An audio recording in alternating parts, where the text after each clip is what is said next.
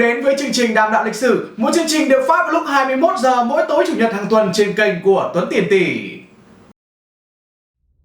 Trong số trước, ai cũng đã biết về lời giải của bài toán lương thực cho chiến dịch Điện Biên Phủ. Đây là điều kiện vô cùng quan trọng khiến cho Pháp bị chôn chân rất lâu tại đây. Để Pháp đứng không vững đã khó rồi, thế nhưng cú knock out quyết định để Pháp phải gục ngã tại Điện Biên. Đó chính là những khẩu pháo hạng nặng mà con nằm mơ thì Pháp cũng không thể nào tin được Việt Nam mình có thể mang được nó lên trên núi.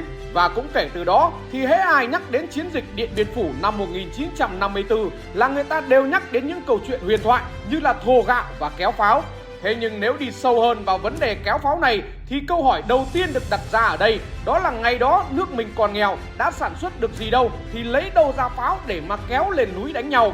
Nguyên nhân của việc này là do ngày 18 tháng 1 năm 1950, Trung Quốc đã chính thức công nhận và thiết lập quan hệ ngoại giao với nước ta. Tiếp sau đó là Liên Xô và các nước Đông Âu. Đây là một thắng lợi chính trị rất lớn bởi nó giúp cho mình có tính chính danh. Danh có chính thì ngôn mới thuận, lúc đó mình mới có tiếng nói với thế giới. Khi mình đã được các nước xã hội chủ nghĩa công nhận thì những nước như Liên Xô và Trung Quốc mới bắt đầu viện trợ vũ khí cho mình. Chứ nếu như không chính danh thì lấy đâu ra vũ khí mà đánh nhau. Thế nhưng vấn đề nan giải ở chỗ đó là Liên Xô ngày đó đã ký hiệp định Xô-Pháp vào ngày 22 tháng 12 năm 1944.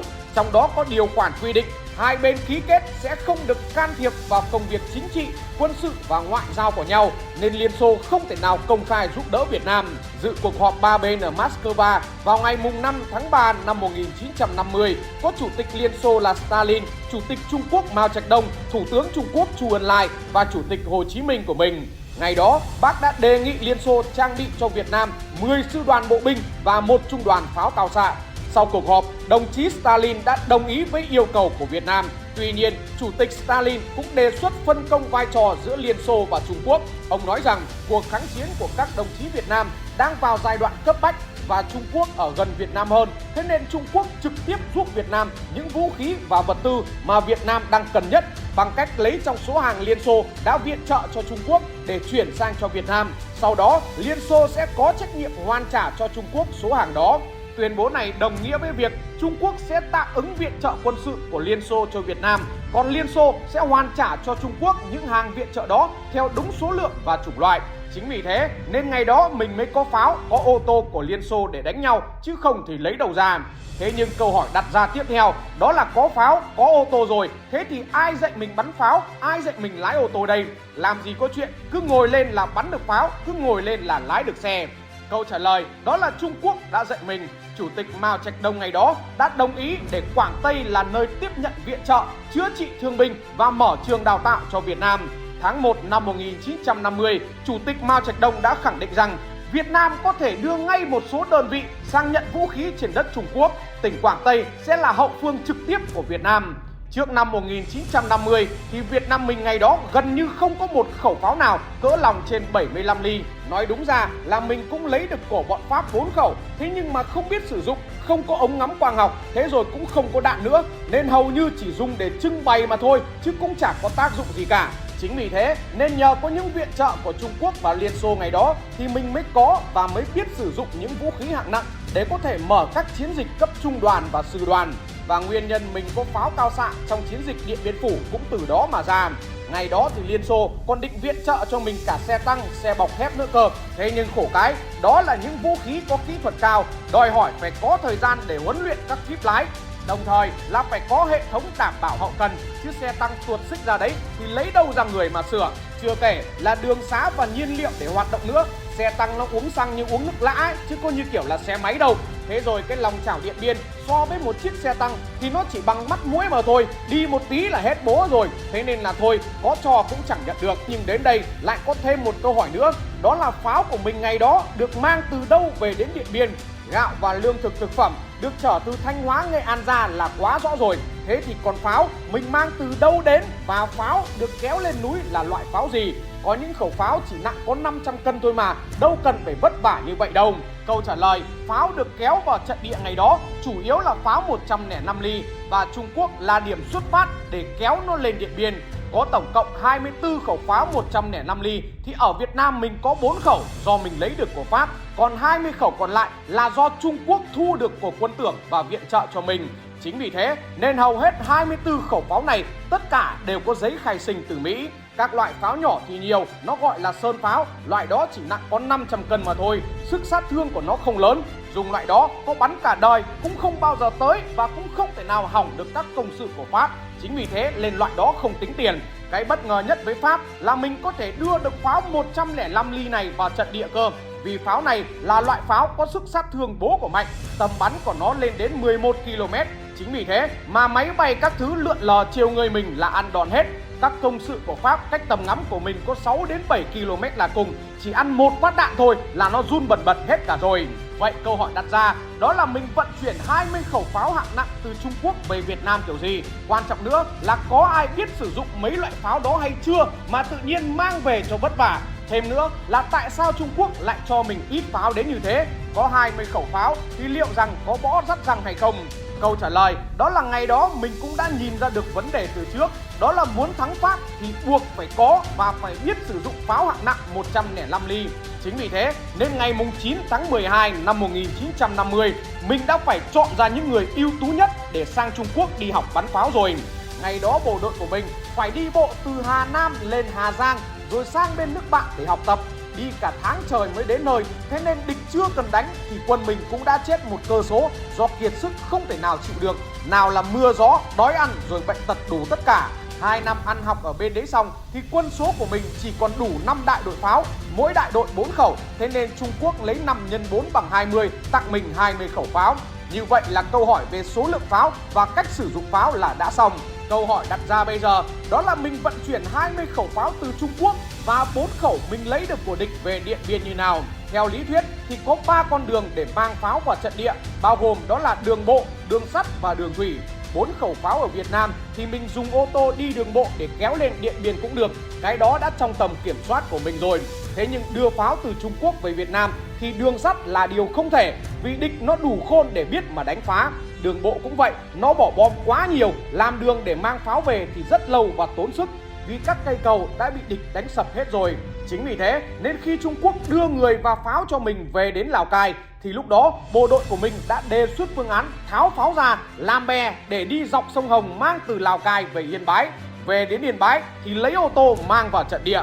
Phía Trung Quốc nghe thế thì giật bắn mình, vì tháo pháo ra để vận chuyển là điều không thể. Chưa từng có một nước nào đã tháo pháo ra như thế cả. Tháo thì dễ, nhưng quan trọng là lúc lắp vào thì nó còn cái độ zin để bắn hay không. Bắn lại toàn chệch mục tiêu thì mang pháo về làm cái gì cho vất vả. Thế nhưng thời điểm ấy thì làm gì còn cách nào khác đâu.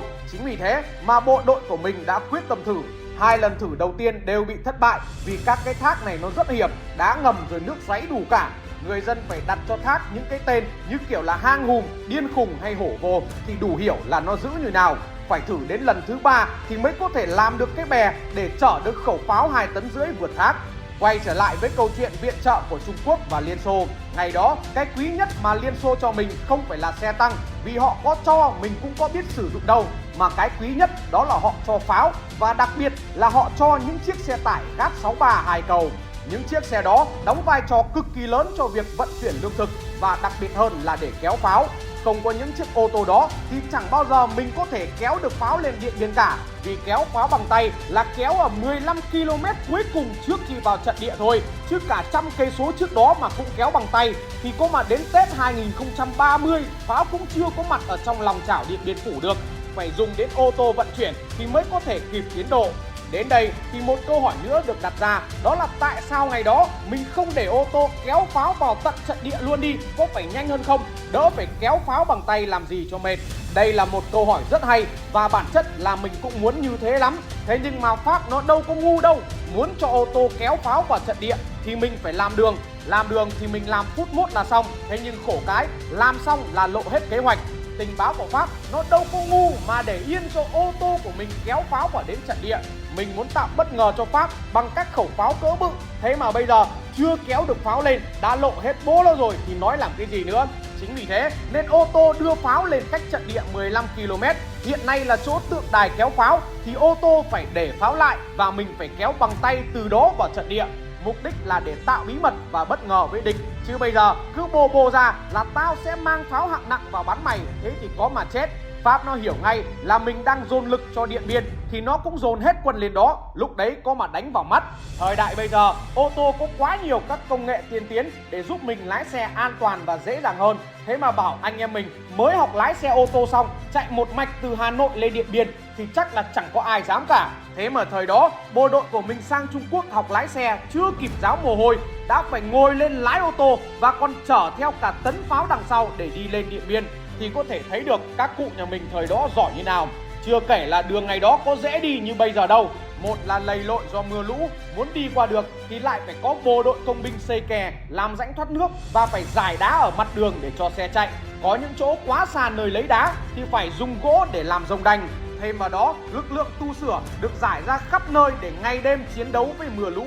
Chỉ tính riêng một đoạn tuần giáo đến Điện Biên dài 89 km thôi, bộ đội và dân công của mình đã phải lấy dưới suối và chuyển lên mặt đường 18.000 mét khối đá với sỏi, cộng với chặt mang về 92.000 mét khối gỗ để dài 70 km đường vệt bánh xe. Nhìn vào cái khối lượng gỗ và đá khổng lồ đó là có thể thấy được công tác chống lầy gian nan như thế nào. Hết mưa lũ thì thằng Pháp nó còn ném bom xuống đường nữa chứ, nhục không ở đầu hết nhục. Mỗi lần nó ném bom xong thì cái hố bom nó to vật vã, ô tô không tài nào đi qua được. Thế là lại phải đợi công binh và dân quân chạy đi lấy đất, lấy cát, lấp đầy cái hố đó rồi ô tô mới có thể di chuyển, mất vô cùng nhiều thời gian. Vì cái công đi lấy đất, lấy cát, lấy đá ở trong rừng nó đâu có đơn giản gì đâu. Rừng núi ở Tây Bắc lấy đâu ra nhiều. Mãi về sau mình mới nghĩ ra cách, đó là tận dụng cây rừng. Cát và đá trong rừng thì thiếu, chứ cây ở rừng ấy thì nó bạt ngàn luôn. Cứ làm các bó cây to chà bá, cắt khúc ra xong vứt ở ven đường. Định nó thả bom ở đâu thì mình dùng các bó cây đó vứt xuống hố rồi lấy đất rải lên là xong. Đơn giản, gọn nhẹ, không mất nhiều thời gian. Ô tô kéo pháo rồi thì ô tô chở lương thực hay là chở thương binh đi qua rất nhanh. Có thế mới kịp đưa được pháo vào trận địa đúng như kế hoạch. Thế nhưng mà ô tô cũng chỉ giúp mình đến phần nào đó thôi, chứ không thể giúp được hết. 15 km cuối cùng, bộ đội của mình vẫn phải kéo pháo bằng tay lên trên những con dốc cao cả nghìn mét.